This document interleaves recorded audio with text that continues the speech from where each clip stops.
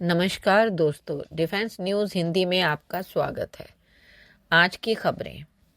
भारतीय वायु सेना के MRFA टेंडर में बाधा आने की संभावना। भारतीय वायु सेना की लंबे समय से प्रतीक्षित मध्यम भूमिका वाले लड़ाकू विमान की निविदा, जिसका उद्देश्य 114 उन्नत लड़ाकू जेट विमानों को प्राप्त करना है, एक अतिरिक्त चुनौती का सामना कर रही है, क्योंकि स्थानीय उत्पादन लागत प्रत्यक्ष खरीद मूल्य से $20 से 30 मिलियन प्रति जेट अधिक होने का अनुमान है। IAF के एक अधिकारी के अनुसार इन जेट विमानों को स्थानीय स्तर पर निर्मित करना, जो मेक इन इंडिया पहल का एक अभिन्न अंग है, उन्हें मूल उपकरण निर्माताओं से सीधे प्राप्त करने की तुलना में काफी अधिक खर्च आएगा। अगला, FRCV कार्यक्रम मुख्य युद्धक टैंकों के लिए मार्ग प्रशस्त करेगा।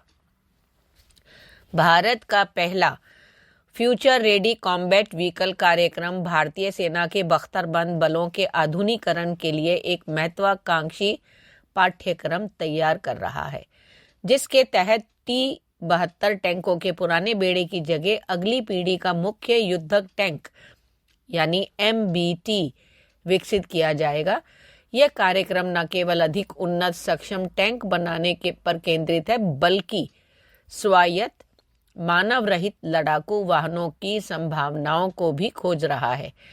इन मानव रहित MBT का स्वायत्त रूप से संचालित करने के लिए डिजाइन किया गया है, जो वास्तविक समय के युद्ध क्षेत्र डेटा एक्सचेंज, मजबूत संचार नेटवर्क और युद्ध संचालन को बदलने के लिए उन्नत फायर पावर क्षमताओं के लिए सीधे उपग्रह लिंक का लाभ उठाते हैं।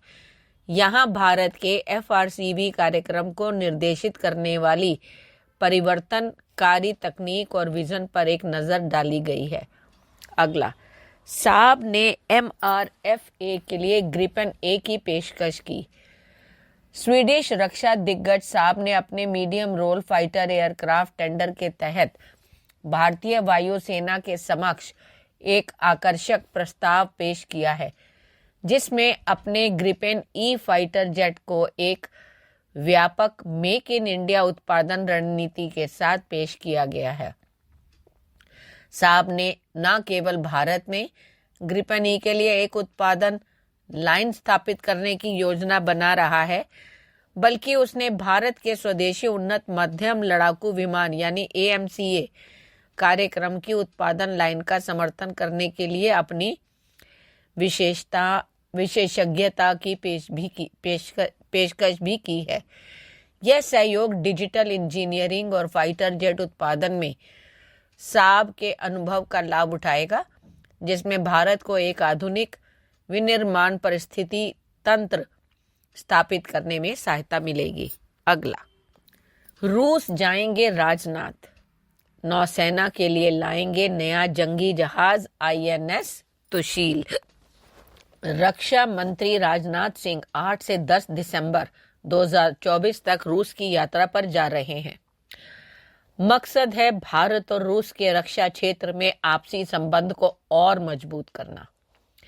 साथ ही वो कालिनिनग्राद जाएंगे, जहां पर INS तुशील की फ्लैग रेजिंग सेरेमनी में शामिल होंगे।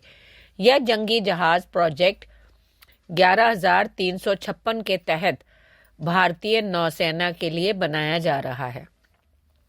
इसे काफी पहले ही भारतीय नौसेना में शामिल होना था, लेकिन कोविड, ग्लोबल सप्लाई चेन में रुकावट और रूस यूक्रेन युद्ध की वजह से टलता रहा।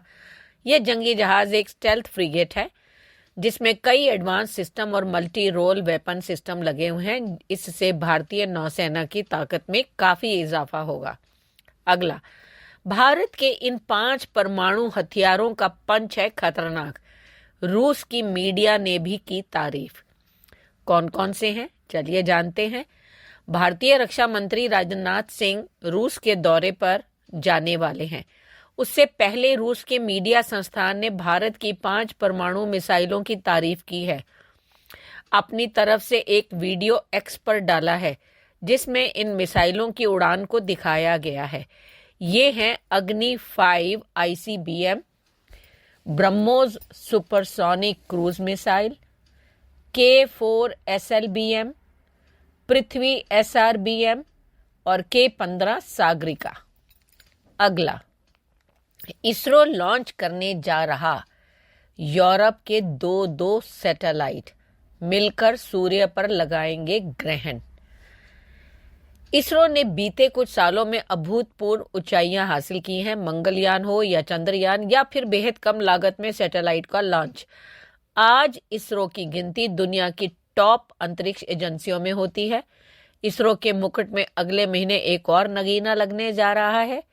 4 दिसंबर 2024 को इसरो श्रीहरिकोटा स्पेस पोर्ट से यूरोपीय अंतरिक्ष एजेंसी यानी ESA के प्रोबा 3 मिशन को लॉन्च करेगा।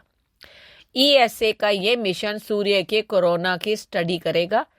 ESA के प्रोबा मिशन सूर्य के बारे में ज्यादा से ज्यादा जानकारी जुटाने के लिए है। धन्यवाद।